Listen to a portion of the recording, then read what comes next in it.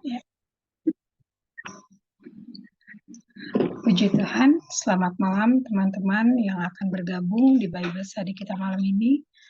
Sebelum kita mulai, kita akan berdoa. Mari kita berdoa. Kami bersyukur Tuhan Yesus, saat malam hari yang indah ini Tuhan. Engkau berikan kami kembali waktu, semangat lagi yang baru Tuhan Yesus untuk kami kembali belajar kebenaran firman-Mu Tuhan Yesus dalam kitab Korintus. Tuhan tolong kami, sehatikan kami, berikan kami motivasi yang benar dalam kami belajar akan kebenaran firman-Mu. Biar firman yang kami pelajari malam ini Tuhan, kami boleh mengerti Tuhan Yesus, terlebih kami boleh mengaplikasikan dalam kehidupan kami. Terima kasih Tuhan Yesus yang baik. Terima kasih kami percaya Tuhan, bukan karena kuat dan gagah kami, tapi kami percaya Tuhan ini semua karena Engkau Tuhan. Kau berikan kami selalu Tuhan Yesus kekuatan, kemampuan untuk kami terus belajar akan kebenaran firman-Mu. Kami berdoa buat teman-teman kami Tuhan Yesus, berikan mereka juga roh kerinduan untuk sama-sama belajar akan firman-Mu saat malam hari ini. Biar kami bersahati belajar akan firman-Mu Tuhan. Biar kami semua boleh bertumbuh, iman percaya kami selalu kepadamu Tuhan Yesus. Kami serahkan Bung Semi ke dalam tangan-Mu Tuhan. Kau mengurapi hamba-Mu ini Tuhan Yesus. Apa yang diperkatakan daripadamu itu semua daripadamu Tuhan. Hikmat-Mu terus melimpahi hamba-Mu ini Tuhan. Biar Tuhan Yesus firman yang diberitakan ini boleh Tuhan Yesus banyak memenangkan jiwa-jiwa yang ada. Terima kasih Tuhan. Kami juga berdoa buat channel YouTube kami. Bila orang lain melihat, mendengar Tuhan, mereka juga boleh diberkati. Terima kasih Tuhan Yesus yang baik. Terima kasih kami mengucap syukur dan kami peralaskan doa kami. Kami memulai Bible Study kami hanya di dalam nama Tuhan Yesus Kristus. Haleluya. Amin.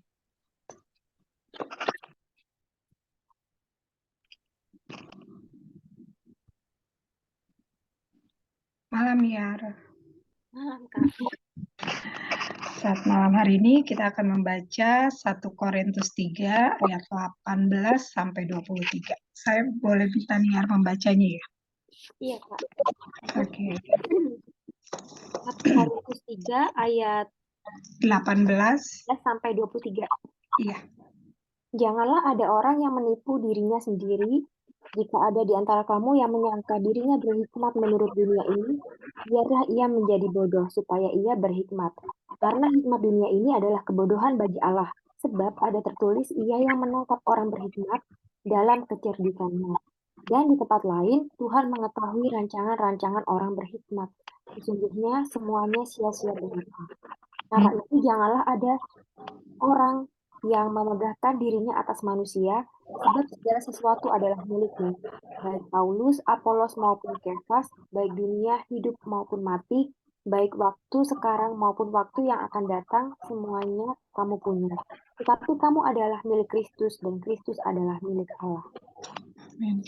Terima kasih Niar. Ya Kak.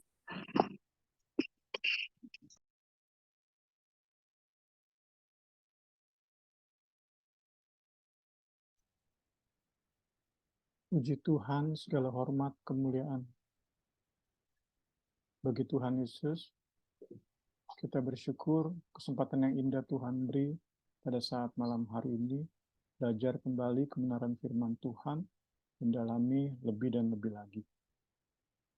Kita mau masuk ke pembahasan 1 Korintus 3, 18 sampai 23. Di daftar isi kita,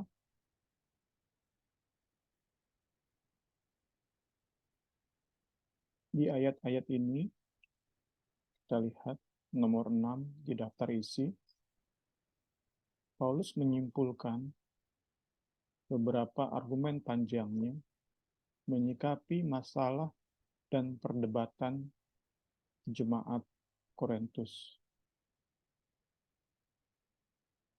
Kita masuk ke pendahuluan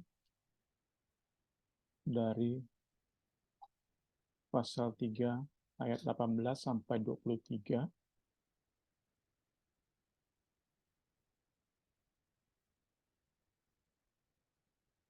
beberapa argumen panjang yang dimaksud adalah tulisan Paulus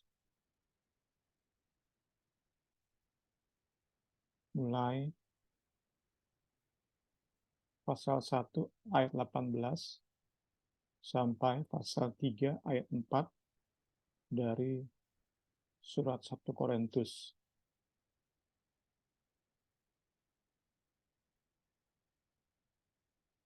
Argumen yang menjelaskan bahwa akar masalah, sumber penyakit, perbantahan dan perpecahan bukan tentang cara atau isi khotbah dari Paulus maupun Apolos, tetapi akar penyakit mereka adalah kebanggaan mereka, jemaat Korintus, terhadap hikmat dunia. Jadi sumber masalah bukan Apolos ataupun Paulus, bukan cara mereka melayani atau berkhotbah, tetapi akar masalah berasal dari jemaat Korintus sendiri. Kebanggaan mereka terhadap hikmat dunia bermanifestasi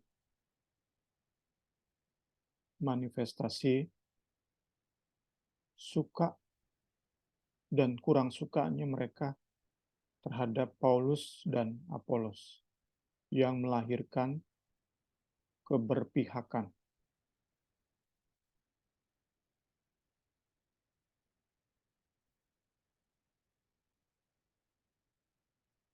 Kesimpulan Paulus dibagi ke dalam 2 poin.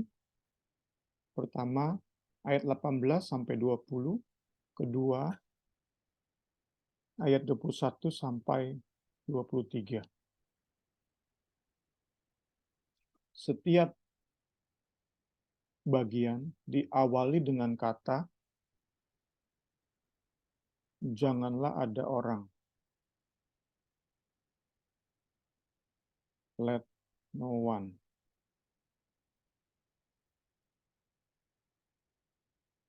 Kita dapati di awal ayat 18 dan nanti di awal ayat 21.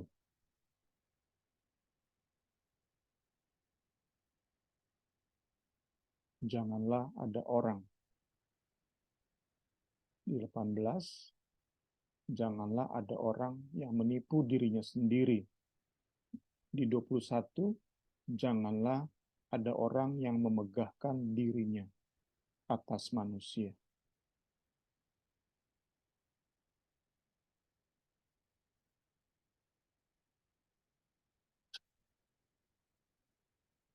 Bagian pertama, ayat 18 sampai 20, Paulus menegaskan bahwa seseorang yang membanggakan hikmat dunia, ia sementara hidup dalam ilusi. Ia menipu dirinya sendiri, menganggap berharga sesuatu yang tidak ada harganya. Barang palsu dibilang asli atau ori.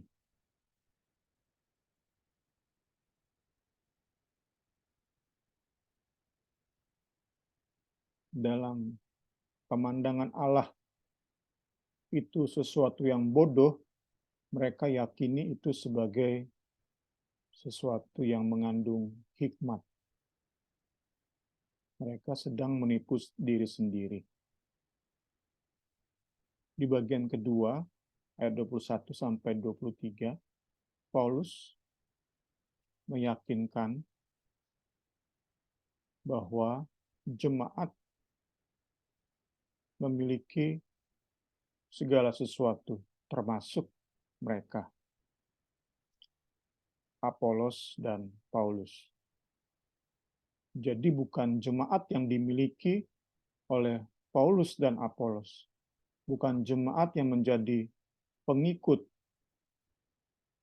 Paulus maupun Apolos, bukan jemaat yang menjadi golongan Paulus atau Apolos. Sesungguhnya baik Paulus, Apolos, dan Kefas adalah milik jemaat.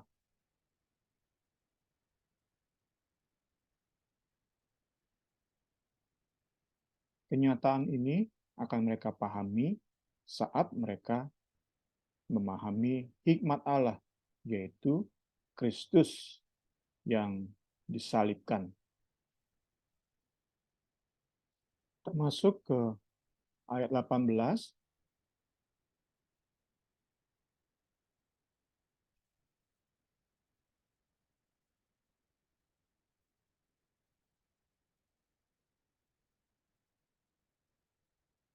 Paulus sedang menyimpulkan hasil diagnosa rohani terhadap jemaat,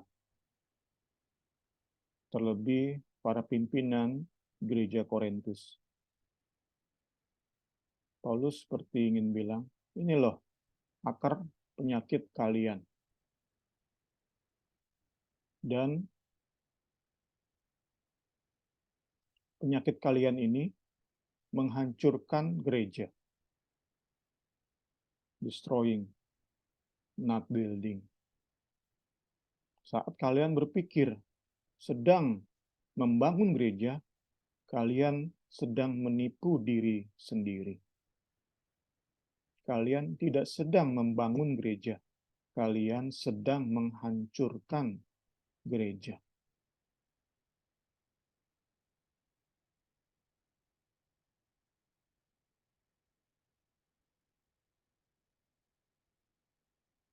Namun tentu pertanyaan pentingnya adalah mengapa mereka bisa menipu diri mereka sendiri? Mengapa mereka bisa berpikir bahwa diri mereka itu bijak? Mereka bisa berkeyakinan bahwa mereka memiliki kedewasaan rohani. Padahal sementara mereka sedang terpengaruh oleh ajaran sesat. Mengapa bisa seperti itu? Mereka sedang penyakitan, mereka sedang mengalami stagnansi pertumbuhan rohani, mereka dikatakan seperti bayi, namun di saat yang sama mereka merasa diri bijak dan merasa diri dewasa secara rohani. Mengapa bisa demikian? Kita mau hubungkan jawaban kita terhadap pertanyaan tadi dengan pembahasan kesesatan doktrin Trinitas di Zoom Teologi Sistematik. Jumat pagi lalu kita membahas sebuah kesesatan yang diberi nama monarkisme modalis. Kesesatan ini dasar pemikirannya berasal dari filsafat Yunani, yaitu Gnostik dan Neoplato.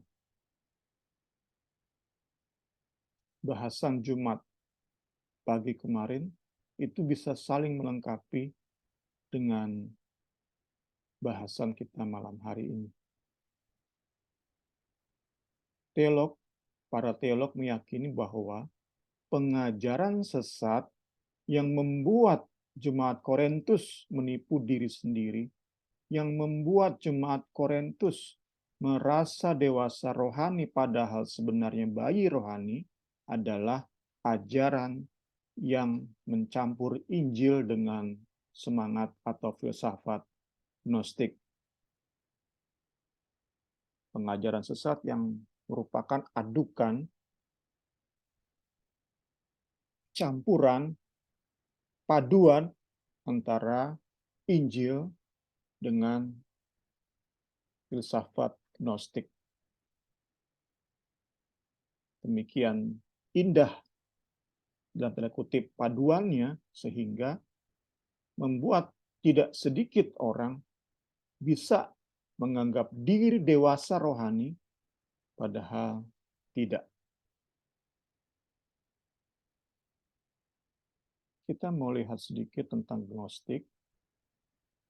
Gnostik itu memberhalakan pikiran.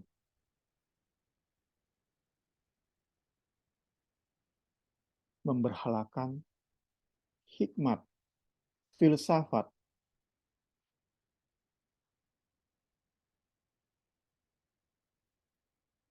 Keberadaan tertinggi bagi mereka, bagi ajaran ini adalah divine mind atau pemikiran yang bersifat ilahi. Itu sesembahan tertinggi bagi gerakan ini.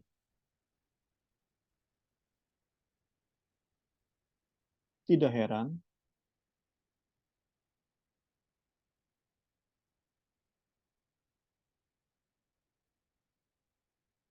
mempelajari sesuatu yang baru, memiliki pengetahuan yang baru, itu membuat seseorang merasa dewasa, lebih lagi dewasa, karena sedang melangkah menuju sang pemikiran ilahi, divine mind.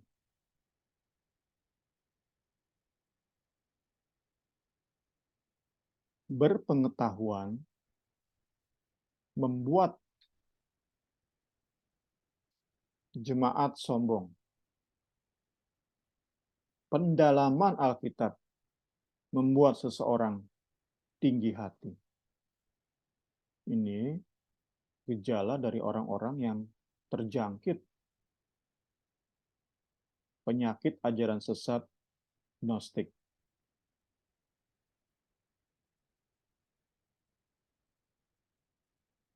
Kita lihat perbandingannya di dalam 1 Korintus 8 ayat 2. Saya bacakan mulai ayat 1, 1 Korintus 8 ayat 1 dan 2. Tentang daging persembahan berhala kita tahu. Kita semua memiliki pengetahuan. Pengetahuan yang demikian membuat orang menjadi sombong. Tetapi kasih membangun. Jika ada seorang menyangka bahwa ia mempunyai sesuatu pengetahuan, maka ia belum juga mencapai pengetahuan sebagaimana yang harus dicapainya. Pengaruh Gnostik membuat seseorang merasa berhikmat, merasa cukup tahu untuk kemudian merendahkan orang-orang yang dianggap belum cukup banyak pengetahuannya.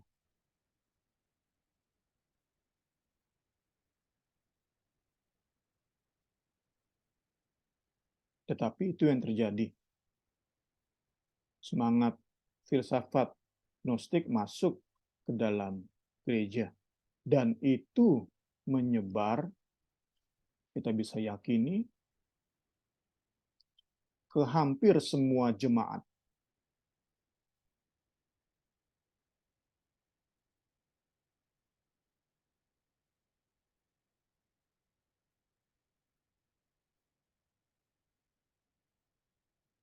Kalau kita tidak mau bilang semua,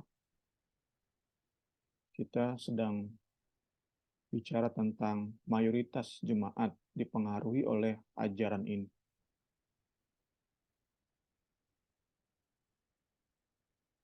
Sudah kita bahas juga di Zoom Teologi Sistematik Jumat lalu, bahwa ajaran sesat yang kita bisa bilang bagai raksasa, ajaran sesat yang pengaruhnya luar biasa, Itu karena ajaran tersebut benar-benar serupa dengan yang asli dan disertai dengan ayat-ayat pendukung. Kita masuk ke gereja zaman now. Raksasa yang kita hadapi bukan lagi filsafat Gnostik dan Neoplato. Kita mau kembangkan contoh kemarin tentang berpikir dan berbicara positif yang termasuk dalam teologi kemakmuran. Kita sering dengar istilah yang lebih rohani, berkata-kata iman.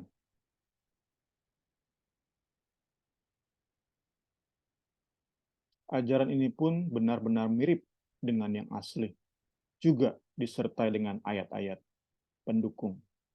Tetapi ajaran ini berpotensi besar membuat orang sombong dan merendahkan sesama, yang mengarahkan sebuah persekutuan kepada perpecahan.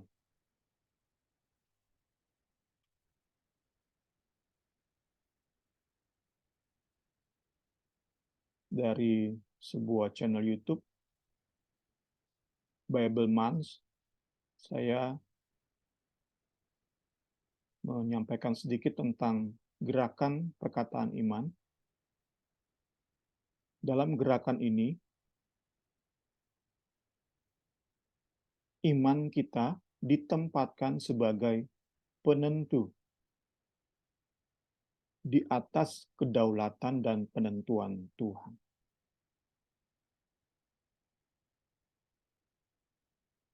Perkataan iman kita di bibir kita ini diramu dengan ayat-ayat yang berisi janji-janji Allah, itu mengubah kita menjadi Allah kecil yang merasa mampu menentukan jalan hidup kita sendiri.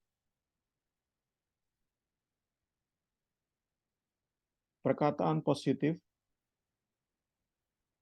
plus ayat-ayat Alkitab plus lagi ego manusia,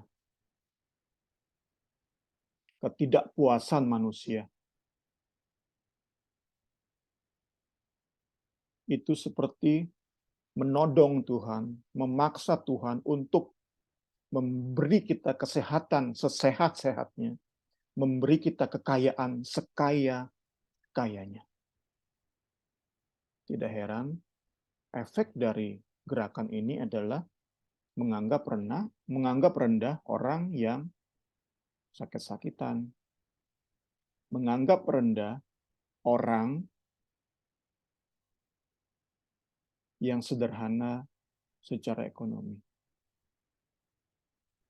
Disimpulkan dalam YouTube tersebut bahwa gerakan ini menjadikan kita Allah-Allah kecil, sama dengan penyembahan berhala. Menjadikan kita menjadi Allah di atas Allah sesungguhnya. Dari saya, ada 2 tips untuk menyaring ajaran ini. Pertama, kita harus terus tempatkan kedaulatan dan belas kasihan Allah di atas iman dan kata-kata iman kita.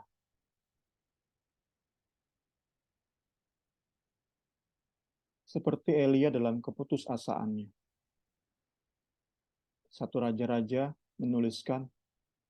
menceritakan, Elia sempat berkata, kalau kita parafrasekan, saya nggak tahan lagi ya Tuhan. Tolong banget, ambil aja nyawa saya Tuhan. Itu jelas bukan kata-kata positif. Itu jelas bukan perkataan iman. Tetapi kata-kata Elia itu berada di bawah kedaulatan dan belas kasihan Tuhan. Puji Tuhan, puji Tuhan. Segala hormat kemuliaan bagi Allah itu.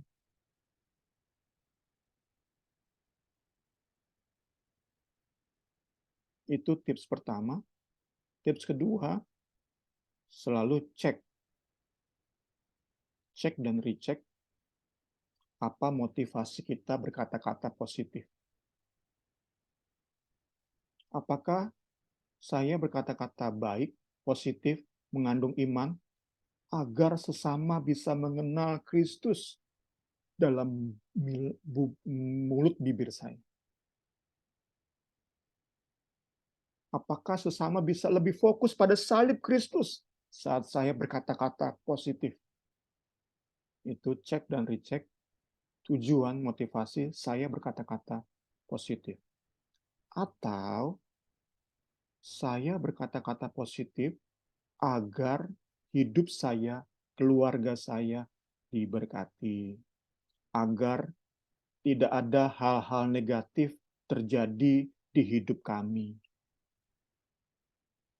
Kalau itu yang menjadi motivasi, kita sedang berpenyakit. Itu menjadi gejala bahwa ajaran sesat ini masuk ke pikiran kita. Hati-hati, jangan sampai masuk ke dalam hati kita. Kalau sudah masuk dalam hati, sudah lebih sulit tentu disembuhkan rohani kita ini. Kita akan terus merasa diri paling pinter, paling dewasa, padahal kenyataannya kita ini paling bodoh, paling childish, kekanak-kanakan. Masuk ke contoh bagaimana perkataan iman membawa kepada perdebatan dan perpecahan. Misalnya, ada sesama berkata jujur, saya capek, lelah saya jalani hidup. Kita jawab, karena kita terus berpikir harus kata-kata positif. Kudu, mesti. Saat ditanya orang, apa kabar? Luar biasa. Itu terus menjadi mindset kita, maka kita akan bilang ke orang tadi bilang, saya capek, nggak boleh bilang begitu. Harus bilang, saya kuat, Tuhan kuatkan. Nggak boleh bilang saya capek, nggak boleh. Itu kata-kata negatif. Nggak boleh bilang saya lelah. Bilang, saya kuat, Tuhan kuatkan. Bukan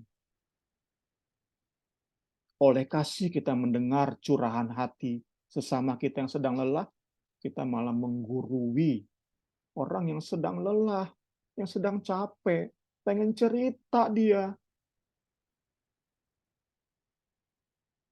Maka mereka yang mau curhat, menerima, merasakan penolakan. Ya tentu hasilnya adalah perpecahan. Sebaliknya, saat kita tidak terpengaruh oleh ajaran sesat ini, kita jujur dengan diri kita sendiri. Maka saat ada orang berkata, saya lelah, kita bisa bertanya, kenapa? Ada apa? Ayo cerita, mau berbagi. Ayo berbagi, ayo cerita. Mau didoakan. Apa masalahnya? Ayo sama-sama berdoa. Saat kita fokus pada salib, maka kasih mengalir, kita bersedia mendengar, dan kita bisa menjadi berkat. Kita bisa saling menerima di dalam segala kelemahan, keterbatasan, bahkan dalam pergumulan kita masing-masing. Kita bisa saling menerima satu sama lain. Ya, di sisi lain, untuk melengkapi, memang ada orang-orang yang dari mulut bibirnya selalu keluar sungutan, keluhan, kata-kata negatif. Nah, kalau ini tentu kasus beda. Tentu ada treatment-nya lagi, ada terapi sendiri terhadap orang-orang seperti ini. Tapi orang-orang yang memang lagi capek, terus kita menggurui, ampun deh ya. Tuhan Yesus tolong kita semua masuk ke diskusi. Dipersilakan Ibu Rini.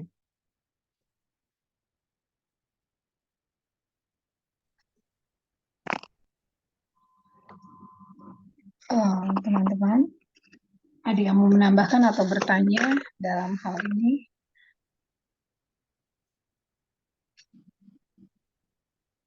Boleh berbagi soal seperti ini nih ya. Seringkali saya juga baru mengerti nih.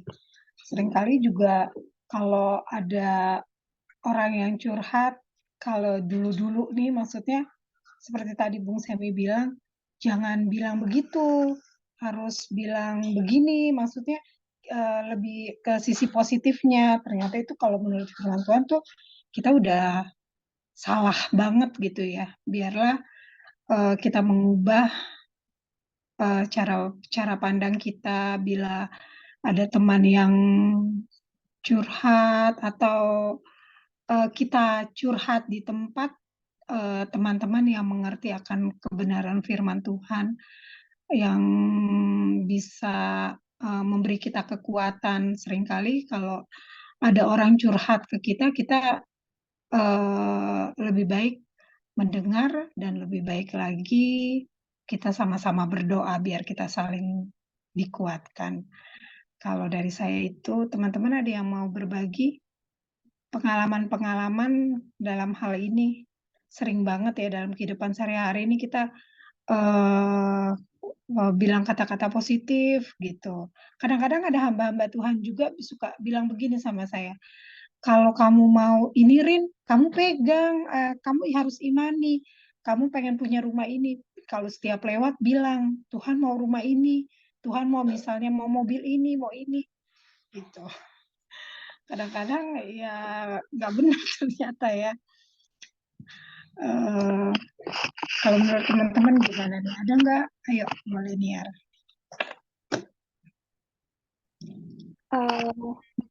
Iya, sebenarnya tadi aku tersentuh gitu yang soal Elia itu loh, Kak. Kayak ternyata Elia tuh lebih berkenan gitu Iya. di jalan Tuhan, walaupun dia pada saat itu mengeluhkan hal itu gitu. Kalau dari pengalaman aku sih, banyak orang itu di gereja atau di luar gereja itu kayak merasa harus menopeng dirinya itu karena takut dihakimin gitu, Kak.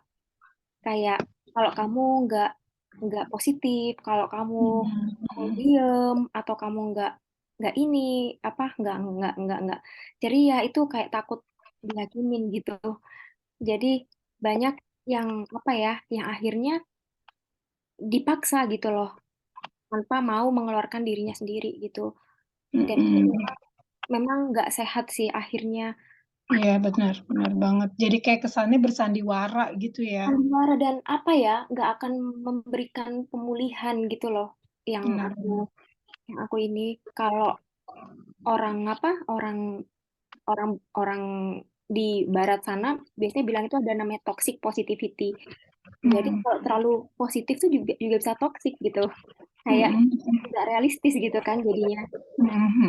Iya, itu sih kayak apa, ini sebenarnya kayak hal yang penting banget karena kebanyakan dari kita masih seperti itu gitu, berusaha untuk menutupin dengan apa ya, dengan kepositifan, tetapi itu sebenarnya banyak ya kepalsuan juga gitu. Kayak kalau aku kata-katanya nggak positif atau nggak berhikmah, takut dibilang apa ya, direndahkan gitu. Ukurannya bukan lagi kayak kayak apa ya, kayak nggak apa secara apa gitu, tapi itu sih Iya, ya benar. kita bersama.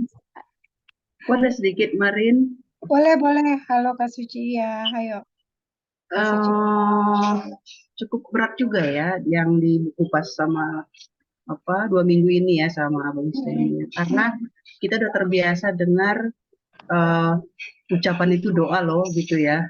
Jadi itu yang membuat kita jadi agak sulit ya merubah apa ya, Jadi takut berkata-kata yang tidak positif gitu. Itu yang agak mungkin perlu perlu apa ya, pemahaman lebih dalam supaya kita tidak terjebak uh, dalam pemahaman bahwa ucapan itu doa loh gitu. Jadi artinya kita nggak usah takut kalau berkata yang walaupun itu tidak semuanya itu berunsur apa tadi ya, paham kemakmuran gitu ya. Misalnya tadi apa kabar luar biasa, padahal kita Hancur.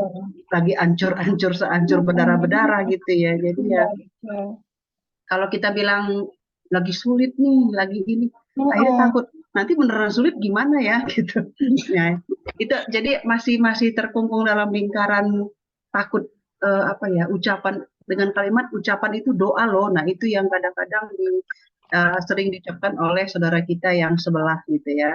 Nah, itu bisa tiap hari kalau kita berkata ya ini nggak boleh bilang begitu loh, Suci, itu ucapan itu doa gitu. Kita jadi akhirnya apa iya ya gitu gitu sih.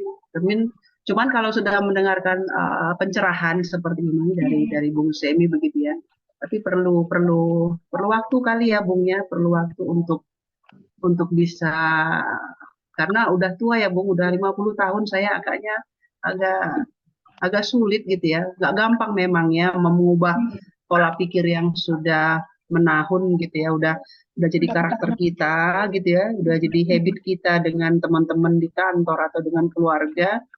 Jadi ya perlu perjuangan sih itu ya untuk bisa berkata apa adanya sekalipun kita punya iman di dalam Tuhan.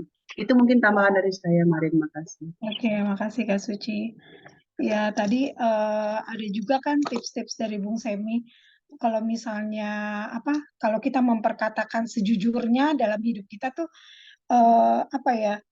kata-kata positif itu harus menempatkan kedaulatan Tuhan dalam hidup kita gitu ya. Jadinya kalau misalnya kita ngomong yang positif gitu, kita berbicara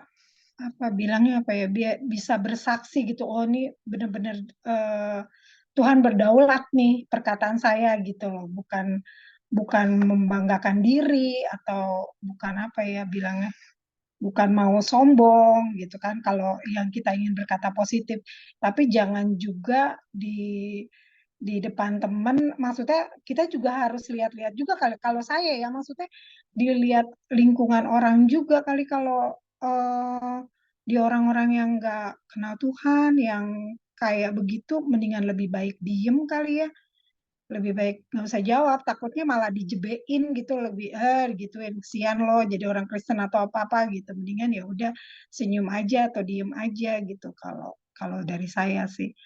Agnes mau menambahkan, Nas? Atau pengalaman Agnes boleh. Belum Kak Rin, aku jadi pendengar dulu. Oke, ya udah kita lanjut ya. Oke.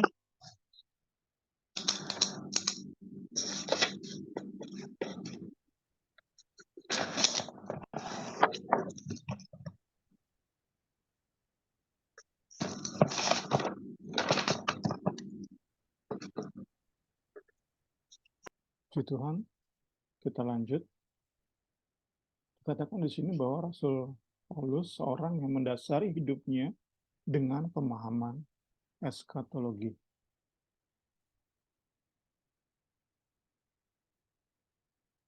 Ia menilai segala sesuatu berdasarkan apa yang akan terjadi di penghakiman terakhir.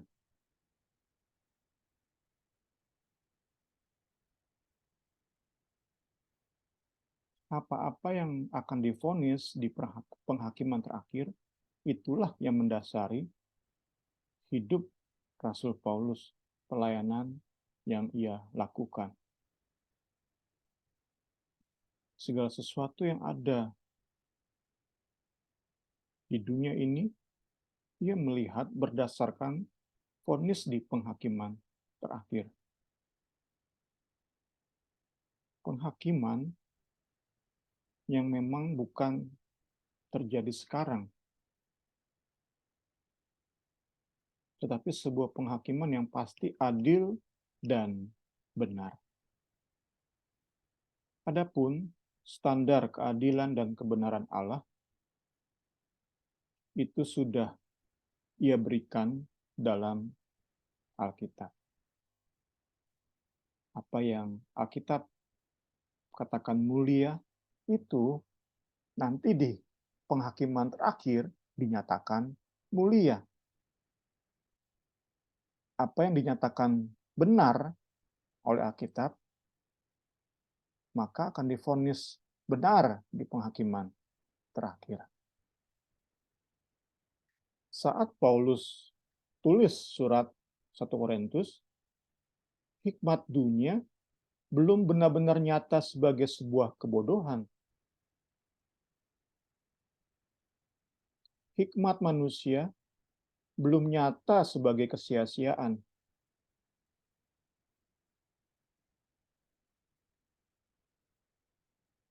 Namun Paulus rindu jemaat Korintus percaya apa perkataannya sebagai rasul yang merupakan utusan dari Allah. Ia berharap jemaat Korintus percaya pada ucapannya, pada tulisannya, bahwa hikmat manusia, filsafat dunia itu kebodohan.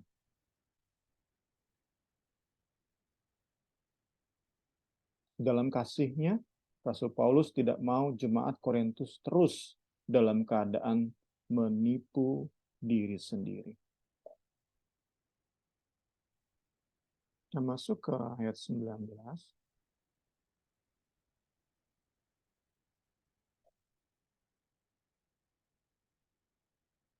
Paulus mengutip dua ayat dalam Perjanjian Lama saat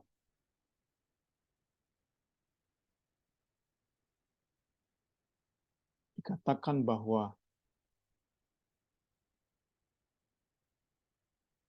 Rasul Perjanjian Baru mengutip Alkitab, tentu pastinya yang dimaksud adalah Perjanjian Lama. Karena saat itu Alkitab hanya Perjanjian Lama. Untuk mendukung nasihat di ayat 18, Paulus mengutip dua ayat, yaitu Ayub 5, ayat 13, dan Mazmur 94, ayat 11. Saya bacakan. Ia menangkap orang berhikmat dalam kecerdikannya sendiri, sehingga rancangan orang yang belat-belit digagalkan. Kedua, Tuhan mengetahui rancangan-rancangan manusia, sesungguhnya semuanya sia-sia. Di sini, Rasul Paulus mengajak jemaat memandang segala sesuatu dalam perspektif ilahi. Karena apa yang dipandang Allah itulah pandangan yang sesungguhnya.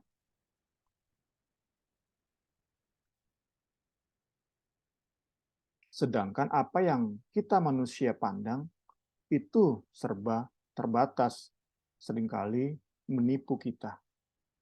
Karena itulah perlu untuk kita mengerti, memahami lebih dan lebih lagi perspektif ilahi.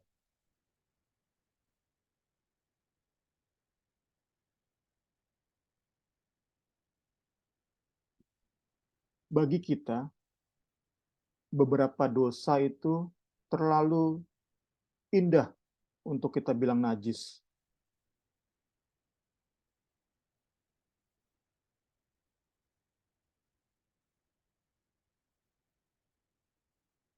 Tetapi bukan berarti dosa itu bukan sesuatu yang najis. Tetap saja najis. Karena itu harus kita lebih lagi memandang dosa berdasarkan perspektif ilahi. Mau nggak mau, kalau enggak kita akan terus terikat dengan dosa tersebut. Karena bagi kita, bagi daging kita, sekali lagi ini masuk ke dosa favorit, dosa favorit orang beda-beda. Ada beberapa dosa yang terlalu indah untuk kita bilang najis.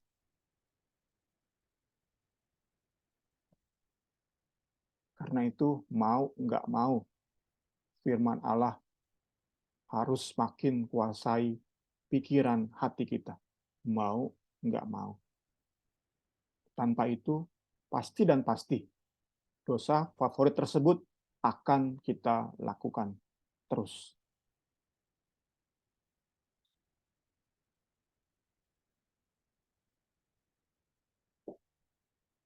Jangan justru kita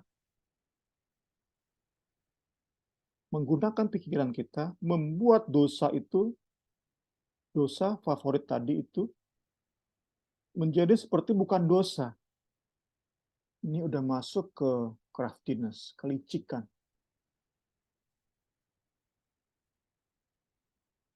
Bahasa yang digunakan di sini adalah seorang pemburu yang justru memanfaatkan kelicikan binatang buruannya untuk menjadi perangkap bagi binatang tersebut. Kita pasti tergoda seperti itu. Kita akan mencari cara bagaimana membuat dosa favorit ini bukan dosa. Dengan segala logika kita, nalar kita, berbagai bentuk pembenaran kita. Dalam kelicikan kita akan sampai satu titik, kita akan merasa meyakini dosa tersebut bukanlah dosa. Ya, itulah saat Tuhan dikatakan menghancurkan kita. Kita terjebak dalam dosa kita. Tuhan Yesus tolong kita semua. Sekali lagi, mau nggak mau terus taruh firman dalam pikiran itu, mau nggak mau. Kita nggak mungkin loh. Benar-benar kita nggak mungkin dengan kekuatan sendiri. Kita yang udah puluhan tahun, seperti Kak Suci bilang tadi, 50 tahun, 40 tahun, kita ini hidup, kita sadar kok, ada dosa-dosa yang nggak mungkin kita tinggalkan. Sadar kok kita ini.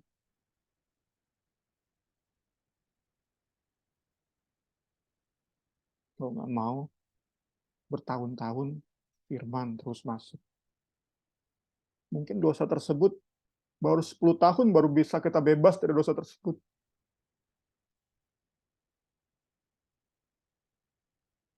Tetapi firman memberi jaminan saat kita berkata, ya ini memang dosa. Memang saya belum bisa lepas, tapi ini memang dosa. Saya belum bisa lepas, masih suka saya lakukan, tetapi ini dosa. Maka terus firman dan Roh Kudus bekerja, mungkin 10 tahun, baru kita bisa benar bebas dari dosa tersebut. Tapi terus kita anggap ini dosa. Seindah apapun dosa ini dosa. Seenak apapun dosa ini dosa. Puji Tuhan. Puji Tuhan. Masuk ayat 21 sampai 22. Dimulai dari larangan untuk tidak memegahkan manusia. Tadi ya, golongan Paulus, golongan Apolos, golongan Kefas.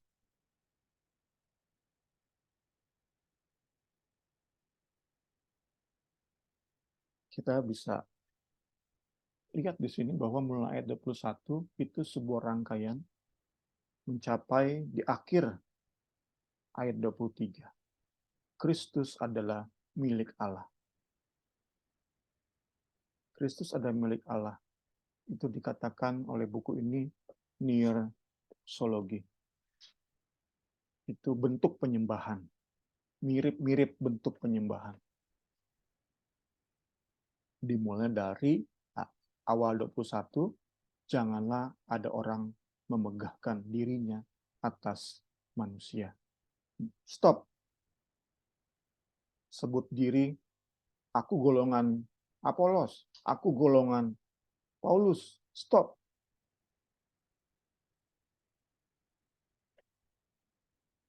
Baru di 21b, Paulus jelaskan kenapa harus stop. Paulus jelaskan, sebab segala sesuatu adalah milikmu. Ayat 22, baik Apolos, Paulus, Kefas, milikmu. Itu 3 awal. Kemudian Paulus tambahkan ada 5 entitas, 5 keberadaan, 5 realitas yang juga jadi milik jemaat Korintus.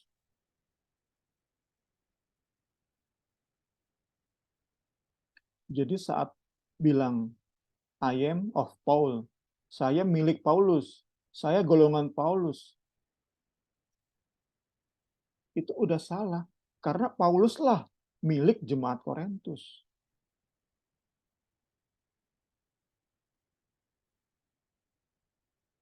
Ya, kata-kata ini memang indah benar ya. 21 sampai 23 itu kata-kata yang indah sekali. Mengandung keindahan yang luar biasa.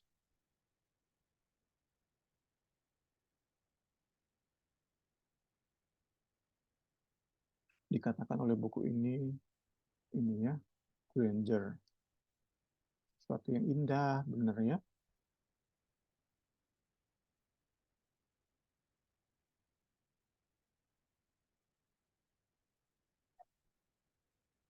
Paulus jelaskan lebih lanjut, maksud pernyataannya bahwa semua adalah jemaat, semua adalah milik jemaat Korintus.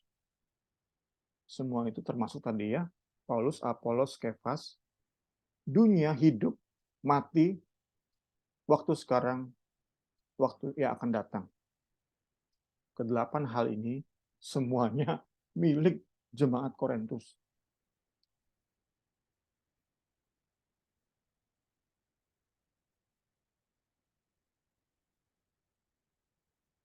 Tentu pernyataan ini didasari oleh teologi yang Paulus mengerti. Pemahaman tentang Allah yang ia yakini. Ia sangat yakin sejak Yesus mati dan bangkit, maka ia menjadi penguasa atas segala sesuatu. Efesus 1 ayat 10.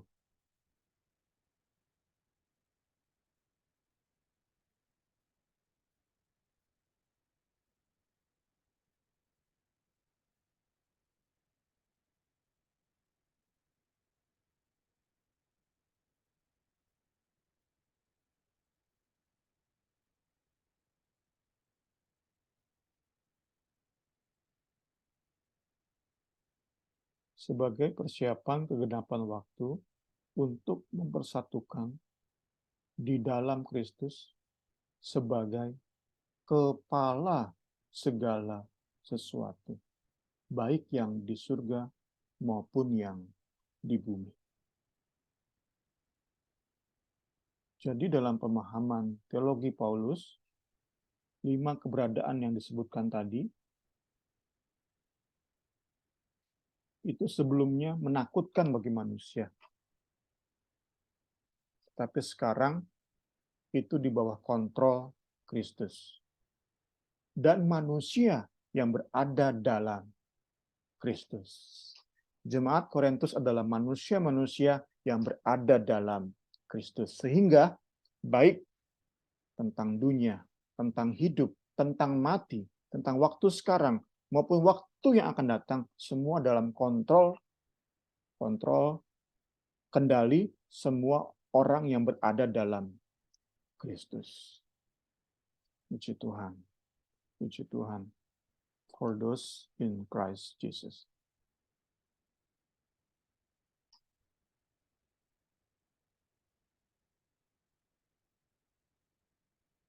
Ayat 23. Ya, di sini pun muncul filsafat Yunani, stoikisme. Karena itu untuk lebih mengerti memang kita perlu sesekali membaca di Google ya, macam-macam filsafat untuk kita bandingkan dengan Alkitab. Adapun pemahaman stoikisme ini, beberapa tahun ini ada orang-orang Indonesia yang menganut pemahaman ini dan mengajarkannya di YouTube. Jadi bisa dilihat oleh teman-teman. Kalau pengamatan singkat saya, pemahaman ini, filsafat ini, sangat berpusat pada diri sendiri, mengandalkan diri sendiri. Salah satunya untuk mengontrol perasaan dan pikiran dalam menyikapi tragedi. Mereka bisa melakukan treatment terhadap pikiran, perasaan mereka, bagaimana tragedi itu nggak memukul dengan keras hidup mereka. Mereka bisa, sekali lagi ini bermain di pikiran, filsafat.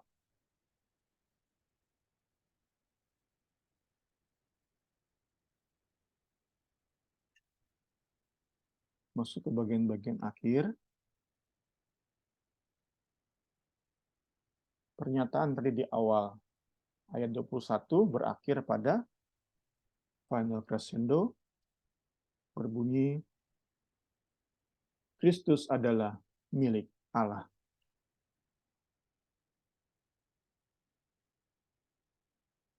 Di sini Rasul Paulus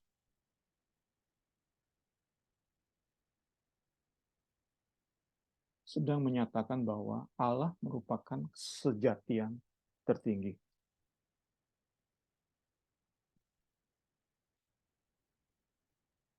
Allah merupakan realita yang tak tertandingi. Allah merupakan kebenaran yang paling murni.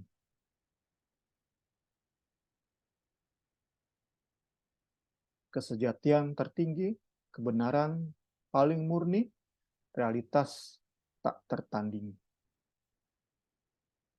Kita coba hubungkan untuk mengerti pernyataan ini, hubungkan dengan dunia kapitalis dan gaya hidup flexing masa kini. Dengan medsos, dengan kasus-kasus yang ada, kita mungkin dikagetkan saat melihat kekayaan yang dimiliki oleh beberapa orang yang muncul di medsos, muncul di internet. Kita pun akan lanjut berpikir, ini yang terekspos. Tentu masih banyak orang-orang kaya dengan kekayaan mereka yang belum terekspos. Yang terekspos saja kekayaannya membuat kita muncul mungkin sedikit rasa iri. Sangat amat kaya. Mobil Rubicon yang sudah main di level miliar. Rumah bisa puluhan rumah. Kita satu rumah aja kredit. Mereka puluhan rumah. Sempat mungkin muncul di pikiran kita rasa cemburu. Tetapi saat kita masuk ke bahasan Allah merupakan realitas yang tak tertandingi, the ultimate reality, maka kita bisa mengubur rasa cemburu kita. Kenapa? Karena kita tahu sebanyak-banyaknya harta benda itu tipis berbatasan dengan ilusi, dengan tipuan. Karena ada orang-orang berpikir bahwa dengan kaya bisa belanja sebanyak-banyaknya, mereka puas dan bahagia.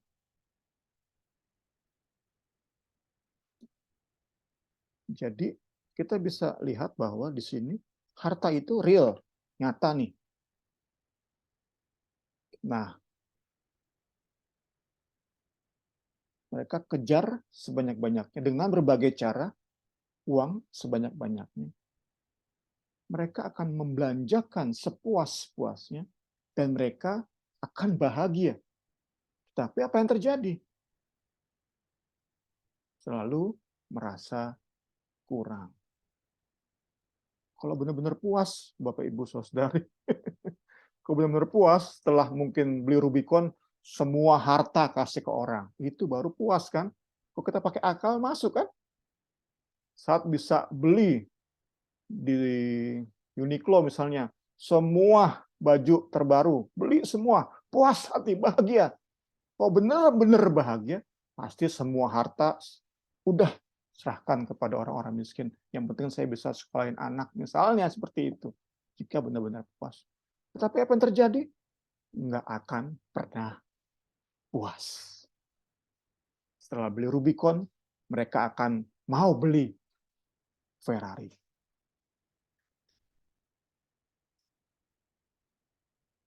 Itu menunjukkan harta benda itu tipis banget. Berbatasan dengan ilusi. Dibandingkan dengan orang-orang yang memiliki roh Allah. Allah adalah realitas tak tertandingi. Keberadaannya dengan ilusi itu terpisah oleh jurang tak terseberangi. Jadi, saat Allah bilang, damai jadi bagianmu, ya damai bisa jadi bagian kita. Cukup jadi bagianmu, cukup jadi bagian kita. Bahagia ada di jiwamu, bahagia ada di jiwa kita. Meskipun ada masalah, ekonomi sederhana. Tapi Yesus bilang, Allah bilang, damaiku jadi bagianmu, ada di jiwamu. Kita nggak perlu beli Rubicon dulu untuk rasa bahagia. Kita sudah punya bahagia. Karena Yesus, Allah, sudah bilang, damaiku ku berikan kepadamu. Puji Tuhan, puji Tuhan. Kita bisa sampai tahap saat kita terus mengerti apa yang Paulus mengerti, kita sampai tahap uang, harta benda, bahkan segala peristiwa dalam hidup kita tidak mampu mengurangi rasa damai yang Tuhan berikan. Puji Tuhan. Bagian terakhir,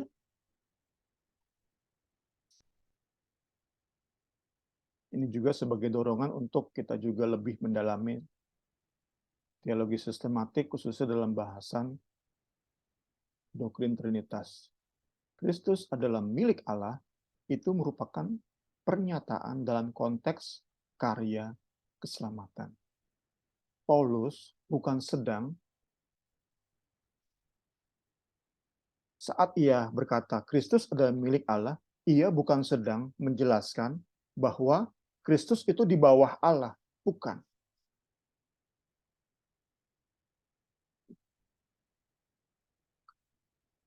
Dalam konteks keselamatan, iya, perannya Yesus sebagai anak yang tunduk kepada Bapa. Itu dalam konteks karya keselamatan. Namun, dalam hakikat Allah Bapa dan Allah Anak itu sama. Bukan mirip, bukan serupa, tetapi sama dalam hal hakikat. Ini yang disebut dengan istilah ontologis Trinitas dan ekonomis Trinitas. Kutipan dari Teologi Sistematik tanggal 3 Maret.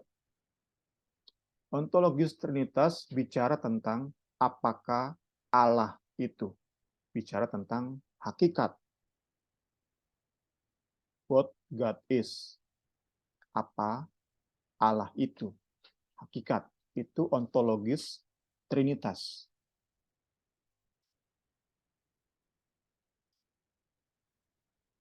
Sedangkan berkaitan dengan peran dalam karya keselamatan, berkaitan dengan fungsi dalam karya keselamatan, itu disebut dengan ekonomis Trinitas. Ekonomis Trinitas adalah apa yang Allah Tritunggal kerjakan. What God does. Ya, kiranya pembelajaran kita malam hari ini melengkapi kita semua. Tuhan Yesus memberkati.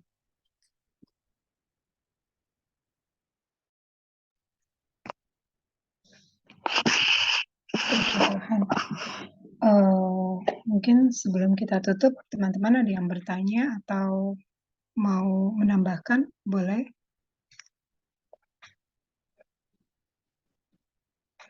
Kalau tidak ada, kita akan tutup Bible Study kita malam ini. Terima kasih teman-teman yang sudah bergabung. Biar kita sama-sama boleh diberkati untuk pelajaran firman Tuhan malam ini. Biar kita lebih boleh diperlengkapi dengan firman Tuhan yang benar, yang murni. Biar dari hari ke hari hidup kita bisa lebih lagi melekat sama Tuhan. Nanti saya minta Kak Suci tutup dalam doa. Kemarin, mari kita bersatu dalam doa. Bapa dalam surga, terima kasih Tuhan buat malam hari ini, buat pembahasan tentang firman Tuhan yang boleh menyapa kami Tuhan Yesus. Kami mengucap syukur atas semuanya itu Tuhan. Kalau firman-Mu boleh membantu kami Tuhan untuk boleh mengenal akan siapa diri kami sesungguhnya Tuhan. Ya kami ini sungguh sangat tidak layak di hadapan-Mu Tuhan. Tapi kami bersyukur Bapa melalui firman-Mu menolong kami, membantu kami untuk kami dapat memperbaiki kehidupan kami Tuhan.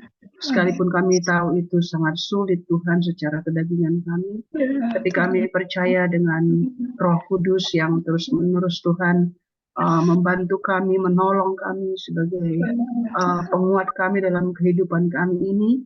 Kami terlalu yakin dan percaya Tuhan Yesus, kami akan boleh dimenangkan Tuhan, sekalipun kami harus berjuang Tuhan Yesus. Terima kasih Tuhan, terima kasih buat berkat yang sudah kami terima pada saat malam hari ini.